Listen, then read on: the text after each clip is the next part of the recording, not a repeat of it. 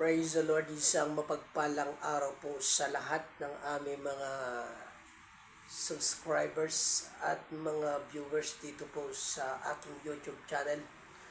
Muling pagbabalik po sa aking YouTube channel sa amin pong mga kaibigan na mga bagong mga viewers ay hinihiling ko po ang inyong favor to subscribe and share for my YouTube channel.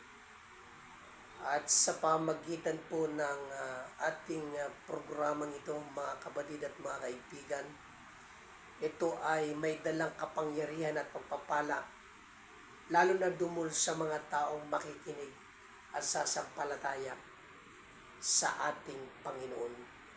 Kaya before sa pagpapatuloy po ng ating content, ay tayo po ay sandaling mananalangin. Ama namin Diyos na makapangyarihan sa lahat, sa karapatan na aking tinanggap mula sa iyo, through the apostle, the good man of the house, pagpalain mo ang mensahe ng iyong mga salita na ipaglilingkod sa social media. Gawin mo itong maging makapangyarihan, maging maliwanag sa pandinig ng aming mga kababayan, at ito'y magbunga ng tiyak na kaligtasan sapagat ito ang nais mo para sa lahat. Doon sa mga naghahanap ng katotohanan ng mga nangalihis na landas, patnubayan mo sila sa iyong mga daan at katwiran na dilitibay sa iyong iglesia. Pagpalain mo ang aming mga viewers, mga subscribers. Bless everyone in Jesus' name. Amen. To God be the glory. Happy viewing po sa aming mga 456 subscriber. Sa mga pagkakataong ito ay meron po tayong panibagong content na ipaglilingkod po sa inyo mga giliw naming mga viewers dito sa aking YouTube channel. Ang paksa po na aking dadalhin at ipaglilingkod sa inyo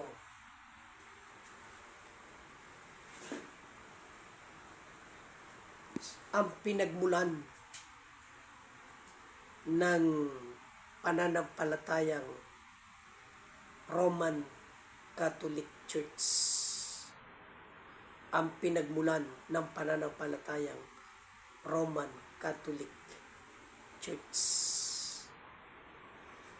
Dito sa aklat ng Roma, 1, talatang 21 ay ganito ang sinasabi. Sapagkat kahit kilala nila ang Diyos, sa hindi niluwalhati nilang tulad sa Diyos, ni pinasalamatan kundi bagkos ni walang kabuluhan sa kanilang mga pagmamatuwid, at ang mangmang nilang puso ay pinapagdilim.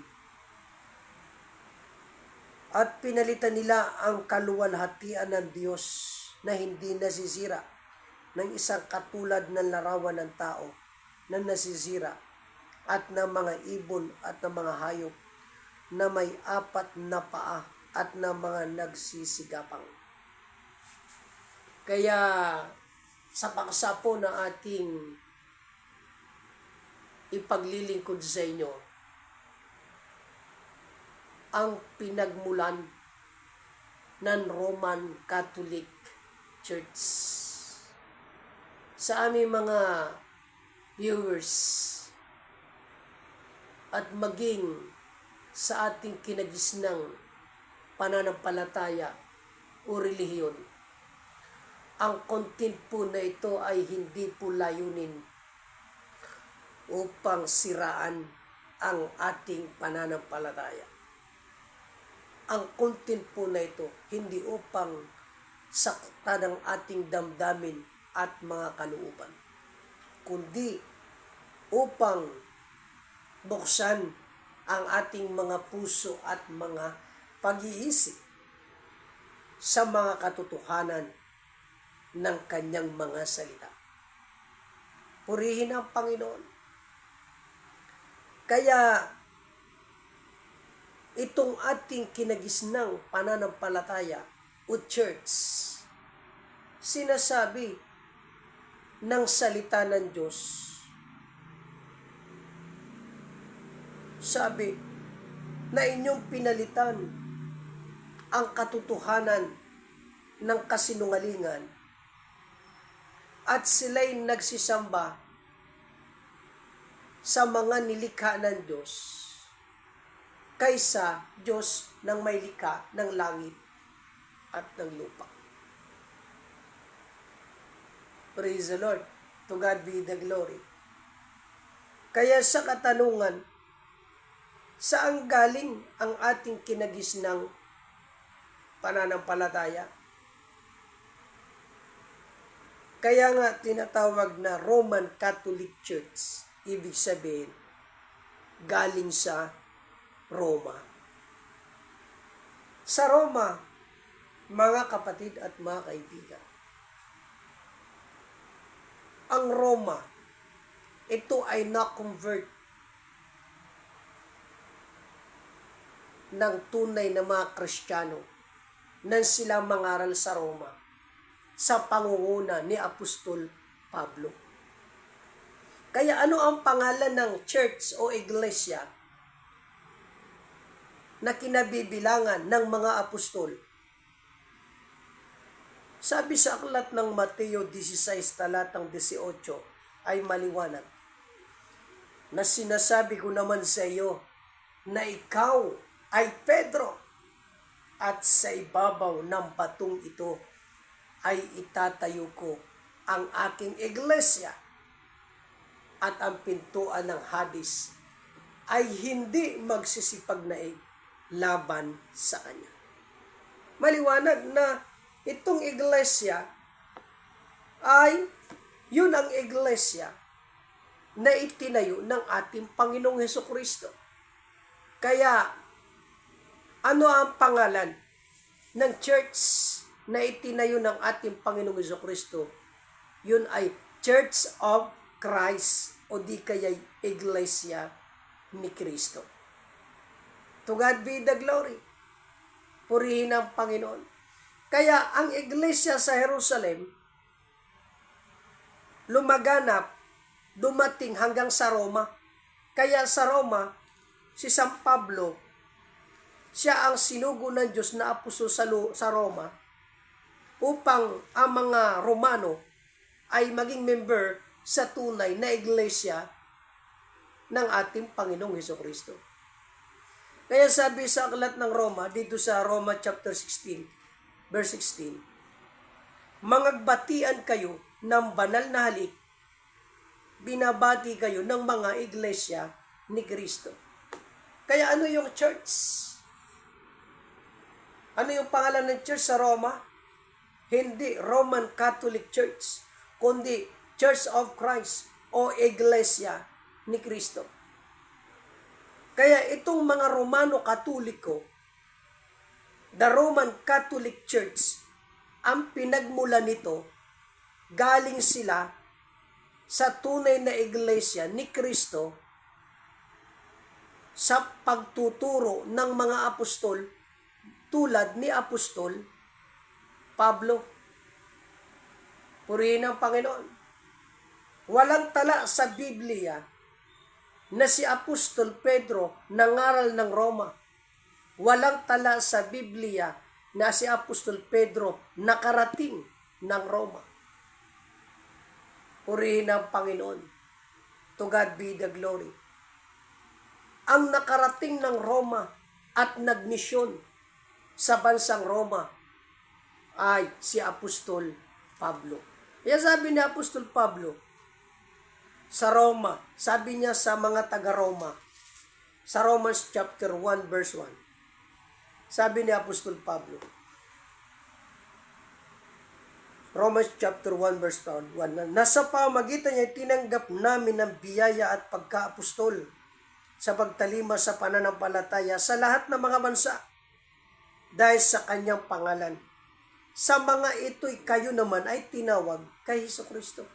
Sabi ni Apostol Pablo sa mga taga-Roma, sabi niya, sa pamamagitan ni Hesukristo, sabi niya, tinanggap ko ang biyaya na mula sa Diyos, ang pagiging apostol, upang kayo ng mga taga-Roma, mula sa Roma hanggang sa lahat ng mga bansa, ay turuang manampalataya, magpasakop sa maka-apostol na pananampalataya. Kaya ang maraming na-convert sa Roma, natayo ang mga lokalis ng iglesia sa Roma, sa Galacia, sa Corinto, sa Efeso, sa Thessalonica. Purihin ang Panginoon. To God be the glory. Kaya, subalit ano ang ginawa ng maraming mga Romano? Tumalikod sila. Iniwan nila ang mga apostol. Umalis sila sa iglesia sa pangangasiwa ng mga apostol. Iniwan nila ang katotohanan, ang tunay na Diyos. Hindi nila niluwalhati, bagamat nakilala nila, kundi iniwan nila, tumalikod sila. Kaya yan ang mga Roman Catholic Church. Sila ang mga backslider. Sila ang mga tiwalag. Kaya nagkaroon ng Roman Catholic Church. Kaya ang pangunahing sulpot na iglesia ay ang Roman Catholic Church. Wala nang ugnayan sa mga apostol yan.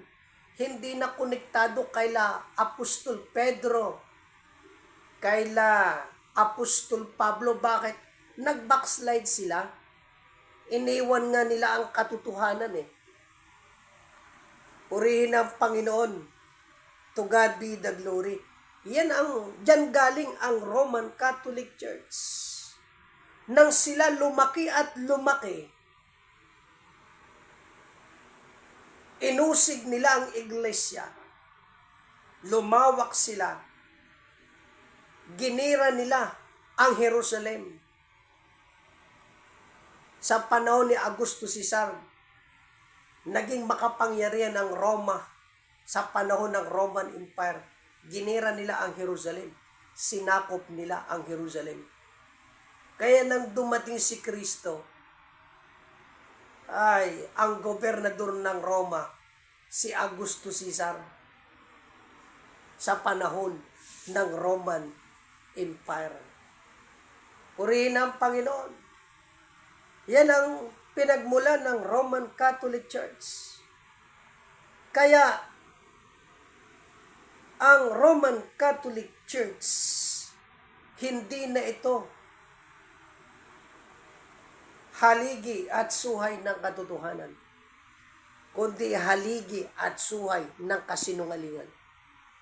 Sabi, iniwan nila ang katotohanan. Pinalitan nila ng kasinungalingan at sumamba sa mga ribulto at mga inukitang larawan. Yan ang maliwanag. Hindi ito kathang-isip. Very biblical. Mga kapatid at mga kaibigan. Kaya,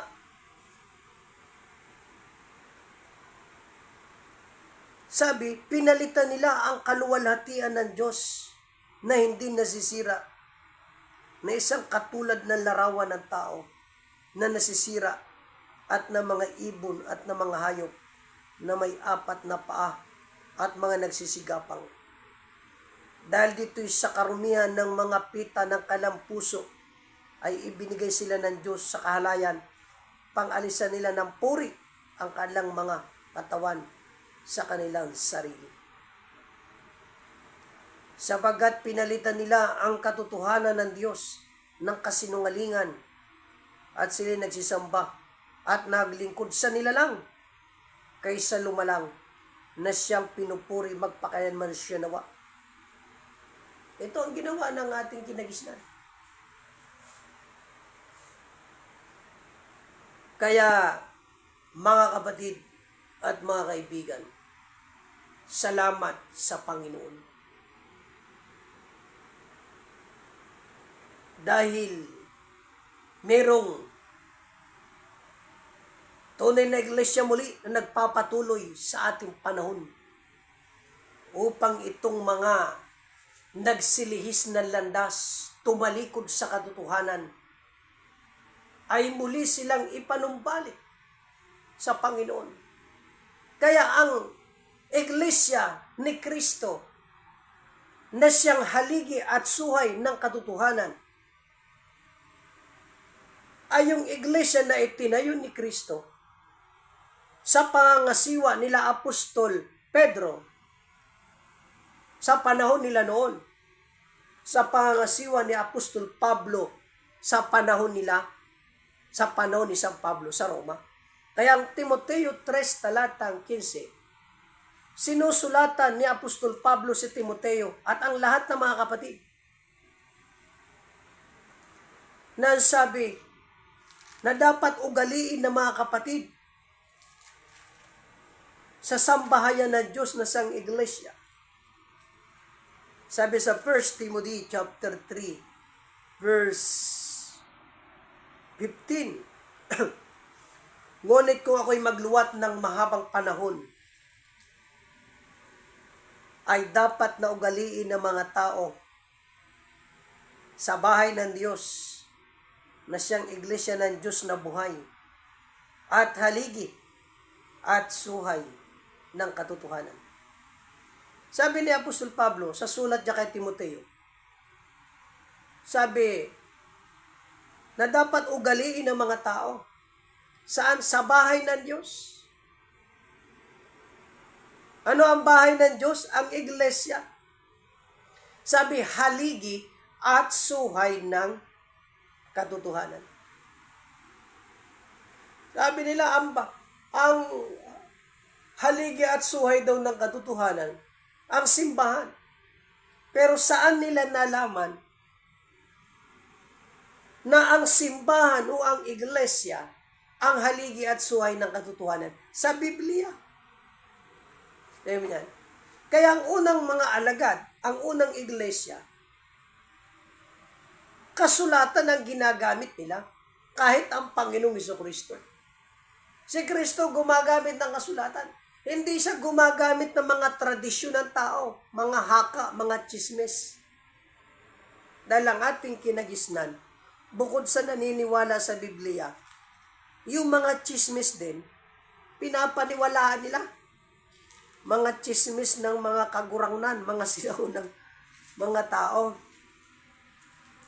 na wala namang katiyakan kung yun ay tama o totoo. Marcos chapter 7 verse 6. At sinabi niya sa kanila, mabuti ang pagkahula ng propeta Isaias tungkol sa iyong mapagpaimbabaw. Ayon sa nasusulat, ang bayang ito iginagalang ako ng kanilang mga labi. Datapat ang kanilang puso ay malayo sa akin. Yan ang ating kinagisnan. Mga makadiyos, may Kristo sa labi, sa nguso, pero ang puso ay malayo sa Panginoon. Anong ginawa? Datapot walang kabuluhan ang pagsamba nila sa akin na nagtuturo ng kanilang pinakaaral ng mga utos ng mga tao. Ano sabi ng ating Panginoon? Walang kwenta, walang kabuluhan ang kanilang paglilingkod, ang kanilang pagsamba. Bakit? Sabi, nilisan ninyo ang utos ng Diyos, inyong pinanghawakan ang salit-saling sabi ng mga tao, tradisyon ng tao, kasabihan ng tao. Verse 8, nilisan ninyo ang utos ng Diyos at inyong pinanghawakan ang salit-saling sabi ng mga tao. Yan. Pinanghawakan yung mga chismes, mga haka-haka ng tao. Ano ang mga haka-haka ng tao?